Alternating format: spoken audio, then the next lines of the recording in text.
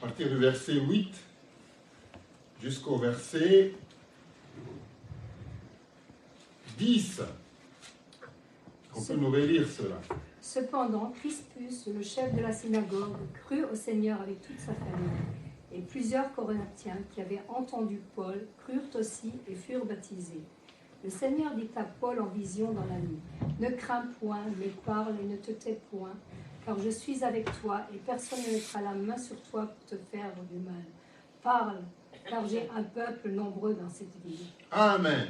Gloire au Seigneur. Le Seigneur insiste sur le fait que nous devons parler. Et si jamais il y avait une crainte quelconque, il nous dit de ne rien craindre. Et qu'il est derrière nous. Pourquoi? Pourquoi est-ce qu'il veut que nous puissions parler?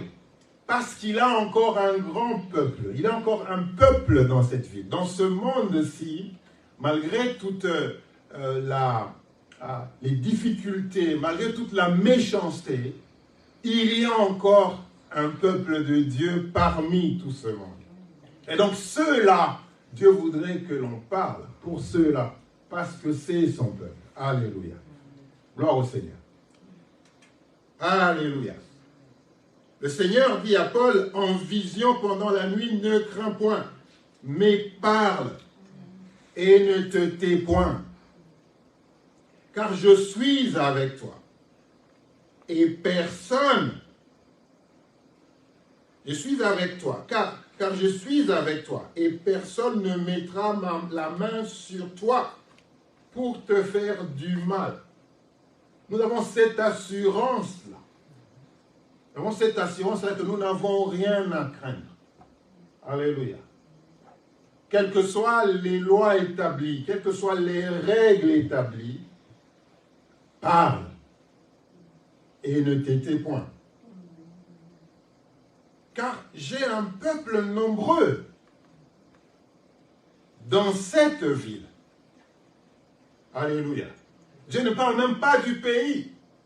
Parce que comment est-ce que tu vas aller prendre possession du pays si tu n'as pas pris possession de la ville, de ta commune, de ton quartier, de ton entourage, de l'environnement dans lequel Dieu t'a placé? Comment tu peux dire au Seigneur, donne-nous les nations, Seigneur, donne-nous les pays? Mais il t'a déjà donné ton environnement déjà. En fait, il t'a déjà donné ta famille. Amen. Alléluia. Déjà. Et les familles qui t'entourent. Alléluia. Dieu nous dit de parler. Il ne nous dit pas que si tu parles effectivement, tu verras une multitude te suivre. Il te dit de parler. Et le reste, c'est à lui de faire. Parce que nous avons beaucoup de choses qui peuvent nous freiner à ne pas parler. Et nous en avons parlé la fois dernière. Mais il nous dit de parler. Deux fois, on peut se dire, mais je vais parler de quoi? Parce que je ne connais pas bien la parole de Dieu. Mais Dieu dit, parle. Alléluia. Ça, ce message-là, c'était le deuxième voyage missionnaire de Paul. Donc il était à ses débuts. Il était à ses débuts. Et comme vous savez, Paul a vécu une vie qui était contraire à ce que Dieu attendait. Et les gens, les Juifs de l'époque, l'ont vu. Ils le connaissaient. Ils le connaissaient. Et donc, Paul n'était pas tout à fait à l'aise d'aller vers les gens vers qui il a fait du mal, les gens avec qui il était en opposition. Et c'est vers ces gens-là que Dieu lui dit de parler. Et donc, quelque part, il avait peur. Quelque part, il se disait, est-ce que l'on va m'écouter? Est-ce que je suis digne Parce que c'est ça aussi qui nous arrive. Nous pensons toujours, est-ce que nous sommes dignes? Parce que les gens ont vu tellement le mal que nous avons fait. Les gens ont vu nos défauts, ils ont vu nos imperfections, et on se dit, mais est-ce que si je parle, est-ce qu'ils vont écouter? Donc Paul a eu la même situation. Il était dans la même situation. Son deuxième voyage missionnaire, et il se retrouve là. Il se dit, mais est-ce que les gens vont m'entendre et m'écouter? Il avait besoin que Dieu vienne l'encourager. Il dit, non, vas-y, parle et ne crains rien. Même s'il y aura des menaces. Même s'il y aura des menaces. Non, si tu parles de ça, on va peut-être rompre ton contrat. Si tu dis ça, on va peut-être arrêter tout. Les gens vont peut-être te sauter dessus et dire non, toi tu as amené un autre message, mais non, qu'est-ce que tu viens faire ici? C'est-à-dire, il a dit non, non, ne crains pas. Parce que quand le Seigneur t'a choisi, alléluia, quand le Seigneur t'a choisi, quand il t'a appelé, et quand il t'a donné une mission, frères et sœurs, il est derrière toi. Alléluia. Il est derrière toi. Et donc, Dieu voulait rappeler cela. Il voulait lui rappeler cela, car je suis avec toi. Et personne ne mettra la main sur toi pour te faire du mal. Parce qu'il avait peur de ça. Il avait peur de ça. Dieu disait, j'ai déjà tout pris en charge. Toi, parle seulement. Il n'y a personne qui aura la capacité et le pouvoir de te faire du mal. Parce que si Dieu est pour nous, qui sera contre nous? Alléluia. Gloire au Seigneur. Quand j'ai un peuple nombreux, nous devons avoir, frères et sœurs, nous devons avoir de la pitié pour le peuple de Dieu, même si ce peuple n'est pas... Nous sommes les enfants de Dieu. Parce que nous avons déjà été adoptés. Alléluia. Mais Dieu a encore un autre peuple. Il faut connaître la hiérarchie dans la relation avec Dieu. Il y a des fils, il y a des enfants, et puis il y a le peuple de Dieu. Et le peuple de Dieu, c'est celui-là qui doit écouter la parole de Dieu. Pour qu'il vienne, pour qu'il soit adopté, pour qu'il devienne enfant, et pour qu'il devienne fils. Alléluia. Donc Dieu ne parle pas ici. L'apôtre Paul ne parlait pas aux fils. Il ne parlait pas aux enfants de Dieu. Dieu lui demandait de parler au peuple de Dieu. Alléluia. Parce que Dieu veut nous adopter. Nous sommes les enfants d'adoption. Nous sommes ses enfants et nous sommes ses fils. Et bien sûr ses filles. Mais il y a encore un peuple nombreux qui a besoin d'entendre la parole de Dieu. Alléluia. Et ce peuple-là, nous ne devons pas lui priver cela tout juste parce que nous avons peur. Tout juste parce que nous croyons que ce n'est pas le moment approprié, parce que ce n'est pas le lieu approprié. Nous ne pouvons pas leur priver de la parole de Dieu, simplement parce que nous avons peur, simplement parce que non, ce n'est pas le moment. Alléluia. Donc, Dieu a un peuple nombreux, même si on les voit en train de faire des choses, même si on voit des gens ici, dans la ville, en train de... Aujourd'hui, on ne les voit pas comme des enfants de Dieu, mais c'est le peuple de Dieu. Alléluia. Et de fois, eux-mêmes n'ont pas conscience qu'ils ont besoin de la parole de Dieu. Mais quand tu commences à parler, c'est alors que cette parole trouve écho quelque part dans leur cœur, dans les problèmes qu'ils connaissent tous les jours. cette parole trouve écho dans leur cœur. Alléluia. Gloire au Seigneur. Mais quoi parler? Alléluia. Quoi parler? Gloire au Seigneur. Nous allons lire, ouvrons nos Bibles, dans le livre de Marc au chapitre 5.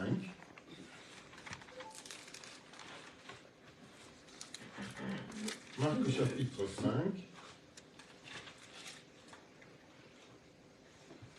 Nous allons lire versets 19 à 20.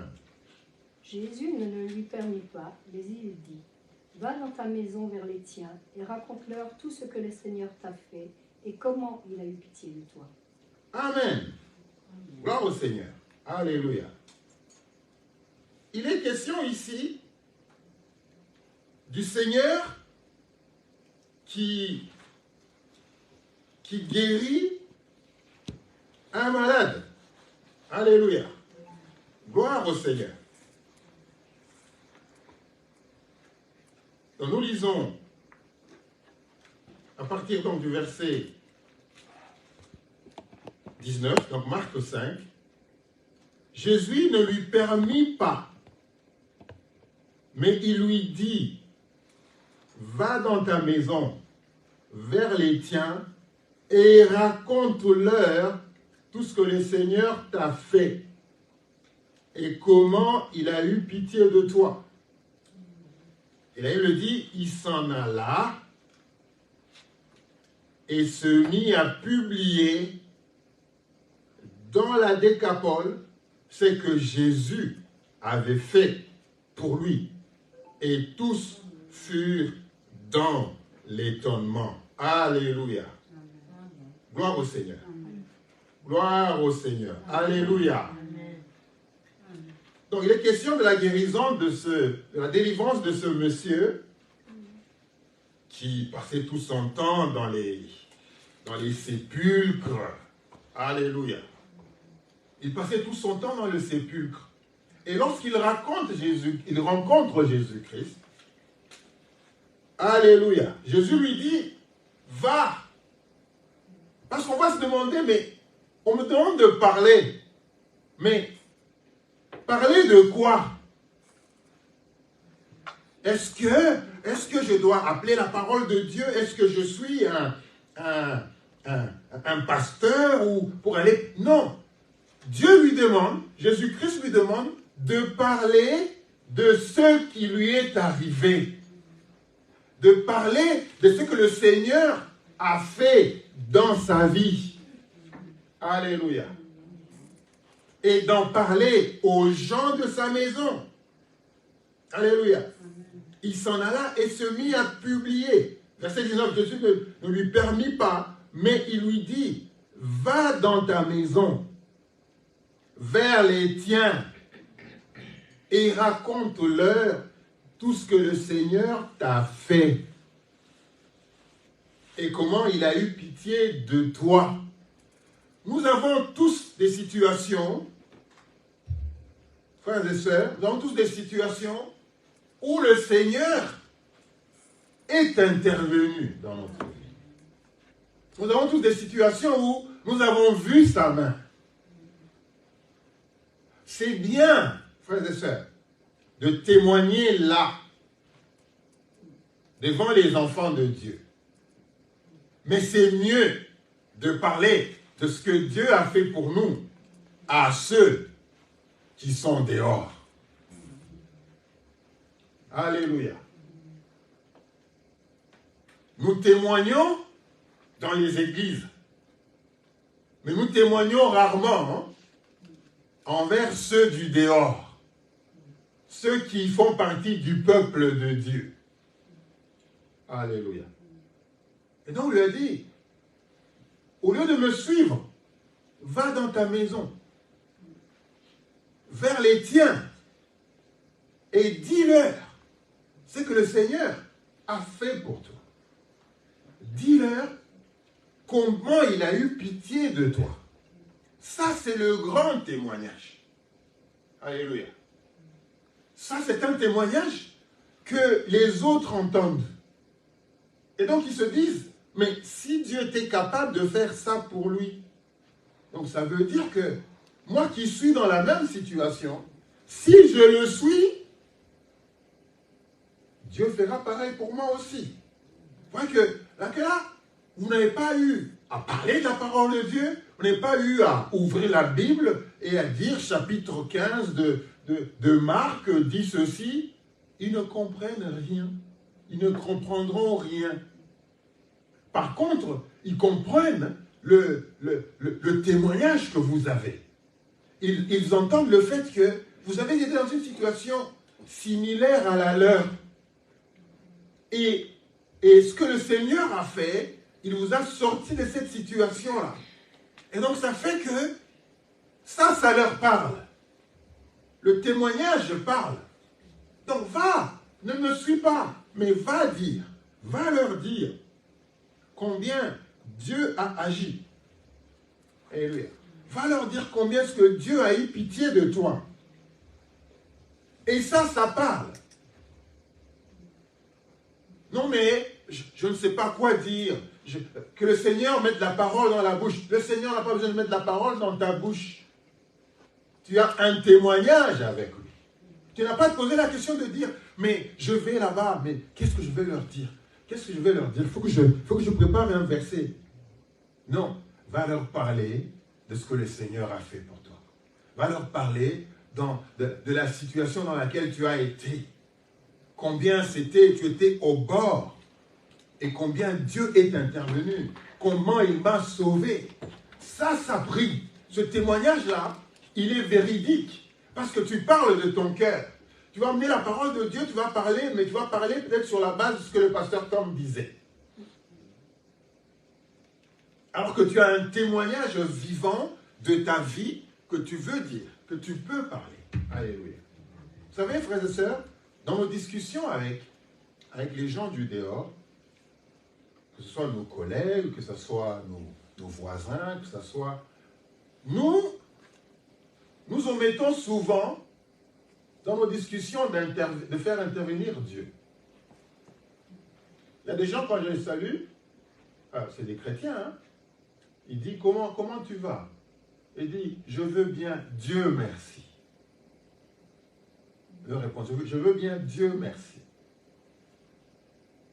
Et je me dis, alors là, il est en train de me dire qu'il va bien parce que Dieu a fait qu'il soit bien.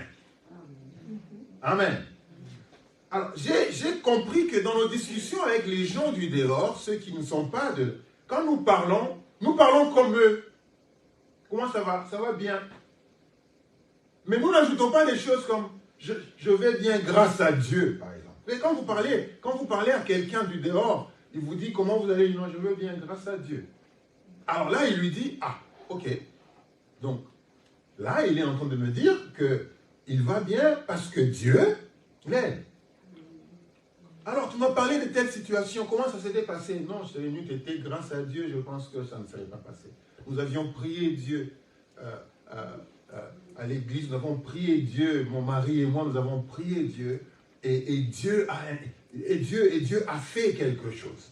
Mais quand vous parlez de ça, vous êtes en train de parler à quelqu'un qui ne connaît pas Dieu, quelqu'un qui ne vient pas avec vous. Mais lorsque vous lui donnez cette réponse-là, ça commence à lui parler.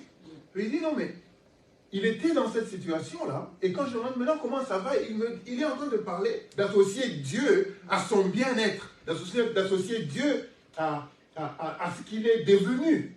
Quand vous parlez comme ça, vous êtes en train de parler d'un témoignage des choses qui vous sont arrivées. Et donc, cette personne-là va se dire, ça veut dire que dans la même situation dans laquelle je suis, son Dieu peut m'aider. Son Dieu peut intervenir. Vous n'avez pas parlé de la parole de Dieu. Vous avez parlé de votre témoignage. Et ce témoignage-là, il est peut-être plus parlant à ce stade-là, de la maturité de cette personne-là. Il va se dire, voilà ce qui s'est passé. J'étais alcoolique. J'étais alcoolique. Quand vous faites un témoignage comme ça, si vous le faites devant nous, gloire au Seigneur. Mais si vous le faites devant les alcooliques, ils vont se dire, ah bon? Donc ça veut dire que lui, il était alcoolique. Et grâce à Dieu, Dieu m'a beaucoup aidé. Et voilà ce qui s'est passé. Maintenant, je ne suis plus l'alcool. Maintenant, l'alcool ne fait plus partie de ma vie. Quand vous parlez comme ça, vous n'avez pas amené un verset biblique. Vous n'avez pas dit, écoute, ça, tu sais, la parole de Dieu dans Marc dit ça. Ils ne comprendront rien à ce stade-là. Par contre, le témoignage que vous donnez, j'ai été comme ça. Et voilà maintenant, je vois. J'ai été comme ça. J'étais dans la dépression toute ma vie, depuis mon jeune âge. Mais depuis que j'ai connu le Seigneur, depuis que je prie Dieu, depuis que la parole de Dieu agit en moi, je commence à me sentir mieux. Maintenant, je vais bien. J'ai l'impression que ma vie a changé. Et quand vous parlez à quelqu'un qui a eu la dépression toute sa vie, il se dit, j'ai essayé toutes les remèdes, mais ça n'a pas marché. Par contre, ce que tu me dis, je n'ai pas encore essayé. Vous voyez les gens venir vous dire, est-ce que tu ne peux pas aussi m'aider à pouvoir sortir de cette prison? Donc, frères et sœurs, vous comprenez que quand Jésus-Christ dit, parle et ne t'étais point, il disait à Paul, écoute, il ne faudrait pas aller dire, écoute la parole de Dieu. Non, dis déjà ton témoignage. Combien est-ce que toi, tu as été persécuteur des chrétiens et que maintenant, cette transformation que Dieu a accomplie en toi, qui fait que maintenant, tu commences à faire ce que tu fais, alors que les gens ne pouvaient s'imaginer. Ceux qui l'écoutaient pouvaient être touchés par ce message. En se disant, non, mais cet homme, nous l'avons connu. Maintenant, il ne fait plus ce qu'il faisait. Et voilà que sa vie est devenue ce qu'elle est. Et donc, quand les gens voient ça, ils vous suivent à cause de ces témoignages-là. Et quand ils viennent, c'est alors que vous commencez maintenant à leur dire, d'ailleurs dans Marc, il est dit ceci. D'ailleurs dans Matthieu, il est dit ceci. D'ailleurs dans Jean, si vous sortez aujourd'hui, vous allez là-bas, vous dites, Jean dit, vous devez dire, qui est Jean?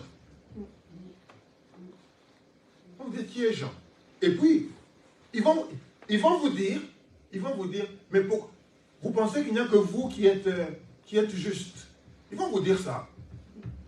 Ils vont vous dire, mais et les autres alors? Et les autres? Pourquoi vous pensez que c'est vous qui avez seulement raison? C'est parce que vous les avez amenés dans les choses qu'ils ne comprennent pas. Vous les avez amenés dans les choses qu'ils ne comprennent pas. Ils n'ont pas encore la maturité nécessaire pour pouvoir comprendre ce que vous les en train de leur dire. Ils vont vous amener dans la réflexion.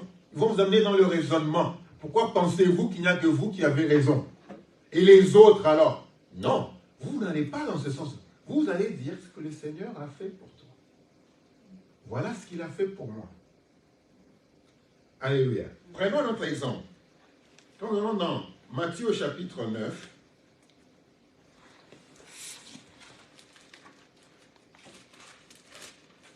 Matthieu chapitre 9, nous allons lire versets 27 à 31.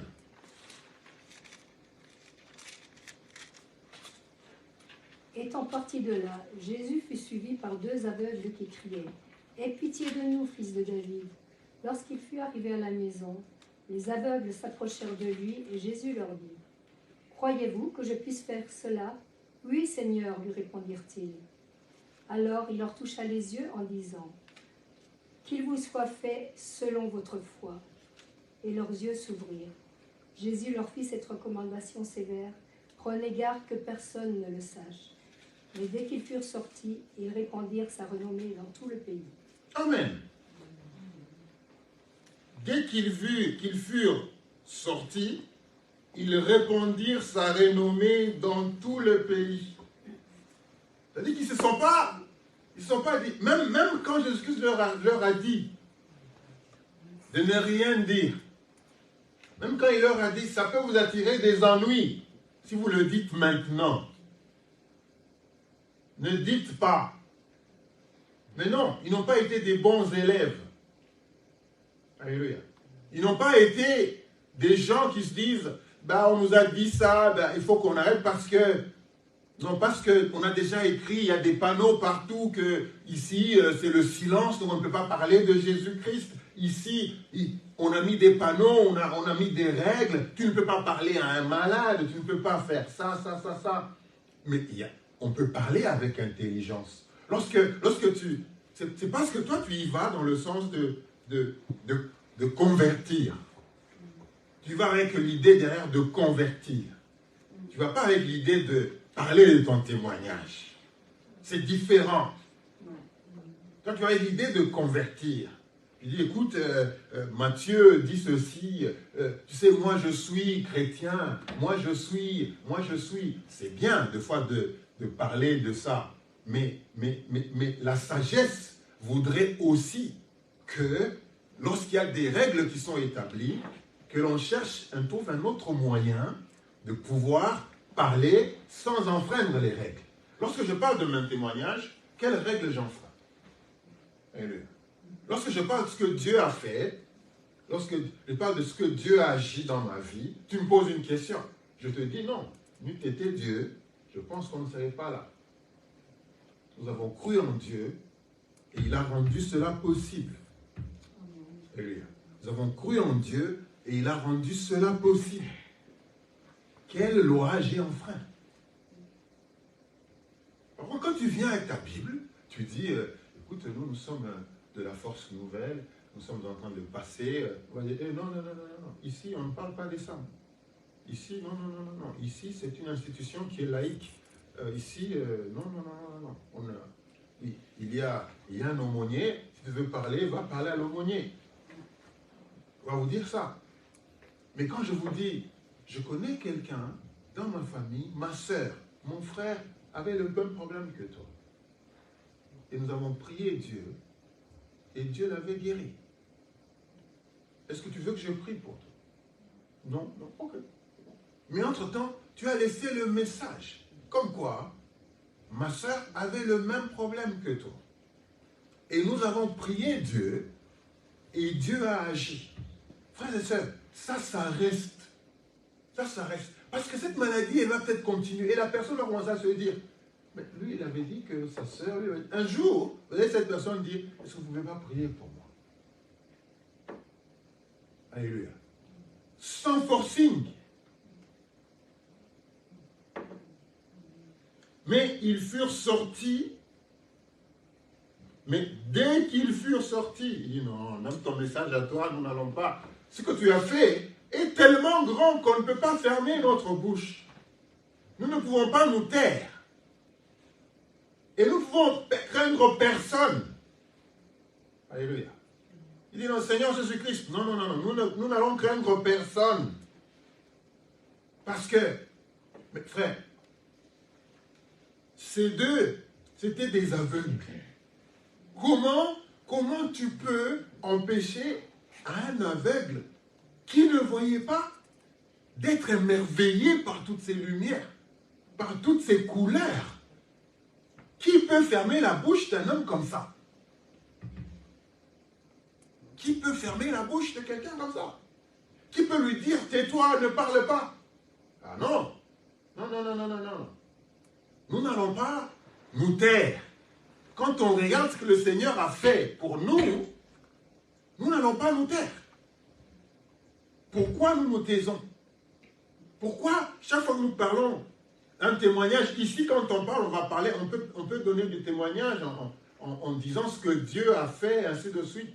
Mais quand il s'agit maintenant de parler aux gens du dehors, on est timide. On est timide.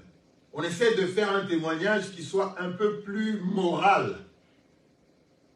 Un peu plus moral. On ne parle pas que c'est Dieu qui était en activité. C'est Dieu qui était en activité. Alléluia. C'est lui qui était à l'œuvre. Il le parlait avec passion. Parce que c'est cela. Alléluia. Donc, et leurs yeux s'ouvrirent. Je leur dis cette recommandation. Leur fit cette recommandation sévère. prenez garde que personne ne le sache. Mais Seigneur, comment est-ce que personne ne peut le savoir? Moi, je ne parlais pas. Je n'avais pas la parole. La vue. Je ne voyais pas. Maintenant, je vois. Comment est-ce que je ne peux pas parler de ça? Il dit non, non, non, non. Nous t'avons suivi, mais par rapport à ça, nous n'allons pas nous taire. Nous allons parler. Dès qu'ils furent sortis, ils répandirent sa renommée dans tout le pays. Alléluia. Ça dit que, qui a fait ça? Ben, c'est Jésus-Christ. Qui a fait ça? Mais c'est Jésus-Christ. C'est l'homme là appelé Jésus-Christ qui a fait ça. Non, mais qu'est-ce que Matthieu 5... Non, non, non, non. On ne parle pas de Matthieu 5 là. On parle de Jésus-Christ qui nous a redonné la vue. Non, mais Genèse... Non, non, non, non, non. On ne parle pas de Genèse là. On ne parle pas d'Exode, ni des proverbes. On parle des œuvres de Jésus-Christ dans la vie des gens. Alléluia. On est trop coincé en pensant que quand on va parler à quelqu'un, c'est toujours aller dire, voilà ce que la parole de Dieu dit. Et on se prépare en conséquence. Non, non, non, non. Qu'est-ce qu'il a fait pour toi? C'est ça être témoin. Être témoin, c'est pas prendre la parole de Dieu et commencer à aller parler partout. Être témoin, c'est de témoigner de ce que Jésus-Christ a fait pour toi. Ça, c'est parlant. Ça touche. Alléluia. Ça touche. Ça touche. Les scribes apportaient la loi. Ils la connaissaient. Ils parlaient de ça. Mais on ne voyait pas ça dans leur vie. La lettre peut tuer. La Bible le dit. La lettre tue. Alléluia. Non. Parlons de ce que Jésus-Christ a fait. C'est ça le témoignage. C'est ça qui continue les témoignages. Et c'est ça que Dieu a voulu dire. Allez par toutes les nations. Faites de toutes les nations mes disciples. Soyez des témoins. C'est ça être témoin. Frères et sœurs, ce n'est pas juste amener la parole de Dieu et aller parler. Les gens ne vont pas écouter. Ça ne leur parle pas. Ça ne leur parle pas. Ils en ont déjà entendu. Par contre, lorsque tu viens authentiquement, avec un témoignage authentique, Dieu a fait ça. Dieu a agi comme ça. Dieu m'a parlé comme ça. Dieu a transformé ma vie. Vous tous, vous étiez témoins. J'étais comme ça. J'étais comme ça. J'étais comme ça. Vous tous, vous étiez témoins. Vous avez vu ça. Maintenant, vous me voyez? Voyez ce que je suis. Et ça, c'est grâce à Dieu. C'est grâce à Dieu. Il n'y a pas quelque chose qui lui soit impossible. Ça, c'est un témoignage, frères et sœurs, qui touche. Et quand on vous suit maintenant, pour savoir, effectivement, je veux être comme toi, là, on peut maintenant commencer à dire, n'est-ce pas, Matthieu 1 dit ça. N'est-ce pas, Jérémie 37 ou 31 dit ça. Donc là, on est passé à une autre étape. Le témoignage d'abord, l'enseignement après. Avec les gens du dehors, c'est le témoignage d'abord. Et puis l'enseignement après. Il ne faut pas aller enseigner des choses peut-être que toi tu ne comprends même pas, qui te dépassent. Et quand on te pose une question, tu bloques. Parce que les gens du dehors, là, ils ont des questions. Ils vont t'en poser une. Ils disent, écoute, parce que tu les as amenés sur ce chemin-là. Le chemin de la discussion, le chemin du raisonnement. Non, amène-les plutôt sur le chemin de témoignage, de ce que Dieu a fait pour toi, de comment ta vie a changé, de comment tu as été transformé depuis que tu es à Christ. Voilà ce que je suis devenu. Et je suis sûr que Dieu peut faire pareil pour toi. Ah bon? Tu n'as pas parlé la parole de Dieu, tu as juste parlé du témoignage que Dieu a fait pour toi. Nous terminons par un autre texte. Nous sommes dans Marc, au chapitre 2, versets 13 à 15.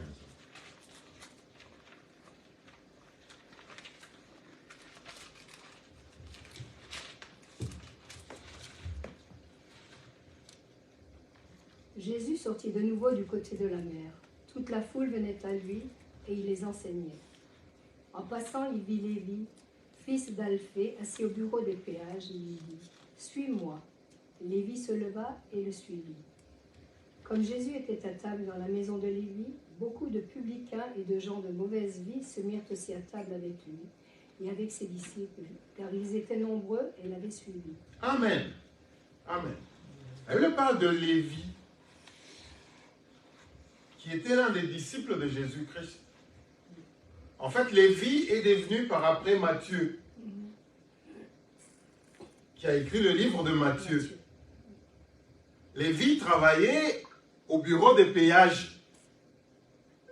C'était des gens qui, à un moment, utilisaient la fraude. Je vais passer, au lieu de donner tel montant, eh bien, donne-moi tel montant, tu passes, et ça rentre dans ma poche. Ça, on le voit aussi tous les jours aujourd'hui.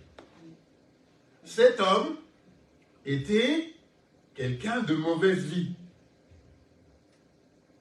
Le péage, c'est comme les impôts. Et donc, dans d'autres versions, on dit qu'il travaillait aux impôts. Et donc, cet homme qui travaille aux impôts, Jésus-Christ, qui passe par là, et il dit, suis-moi. Alléluia.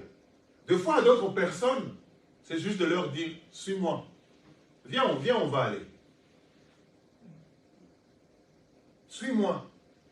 Mais ce qui est passé, c'est que ce qui s'est passé, c'est que pendant qu'il le suit, et Jésus-Christ, au verset 15, comme Jésus-Christ était à table dans la maison de Lévi, suis-moi, et puis finalement, on va chez toi, on va manger. Et d'autres personnes qui les voient, qui les suivent. Mais ce que je veux dire ici, c'est que cet homme, qui était quelqu'un de mauvaise vie, a écrit par rapport à Jésus-Christ. Et Matthieu décrit Jésus-Christ comme le roi. Il le décrit comme le fils de David.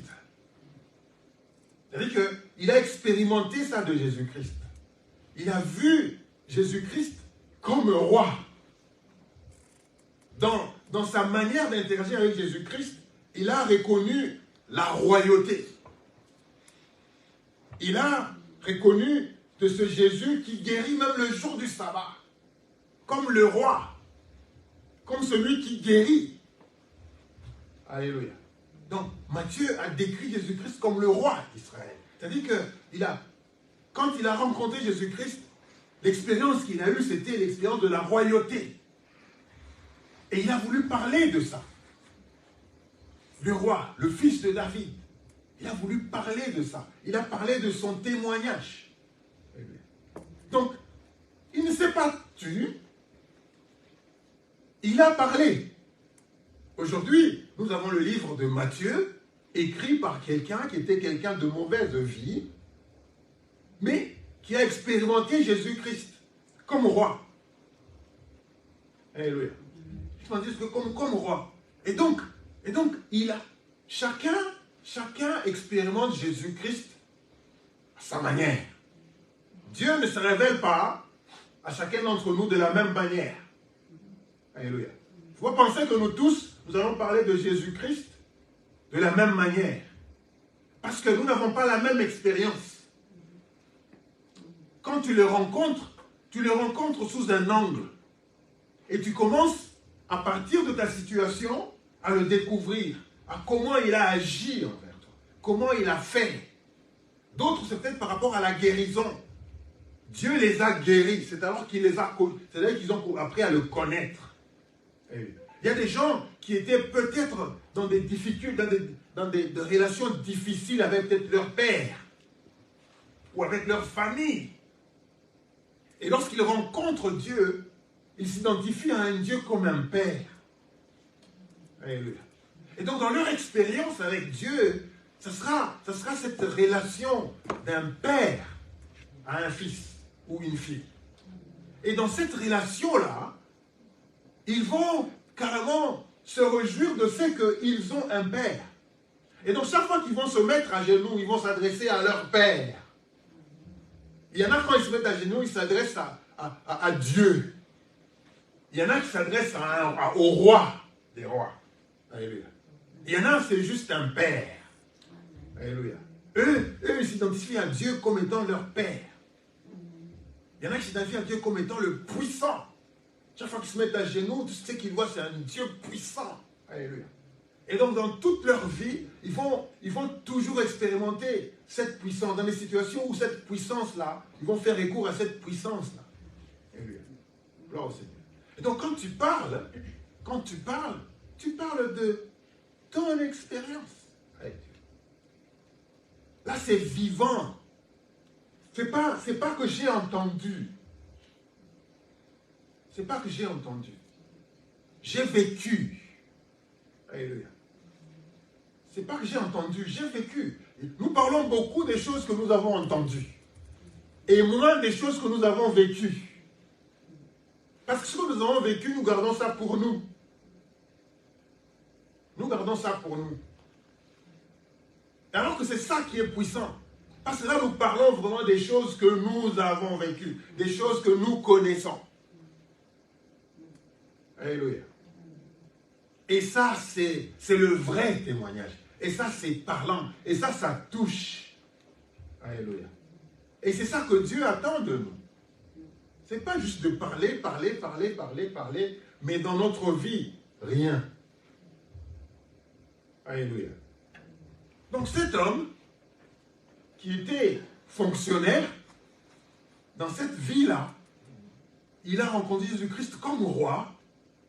Eh bien, il a dit, non, je vais parler de lui. Et aujourd'hui, nous avons ce témoignage-là. Le témoignage de Matthieu, qui parle de Jésus-Christ comme roi, comme fils de David. Alléluia. Qui parle de la généalogie de Jésus-Christ. Quand vous lisez le premier livre de Matthieu, il vous parle de la généalogie de Jésus-Christ, qui est un peu dans la famille. Alléluia. Qui comprend que les générations, qui comprend que nous devons faire attention aux générations qui viennent après. Nous ne devons pas sacrifier les générations après. Nous ne devons pas vivre juste parce que, comme si nous vivons nous-mêmes, comme si après nous, il n'y a plus rien. Tel engendra tel, et tel engendra tel, et tel engendra tel. Dès qu'il y a continuité, on ne doit pas juste vivre comme ça. Il veut nous démontrer que Jésus-Christ est dans la généalogie de David et d'Abraham. Il est le roi d'Israël. Il nous parle de la royauté. Et donc, ça, c'est ce qu'il a expérimenté, lui.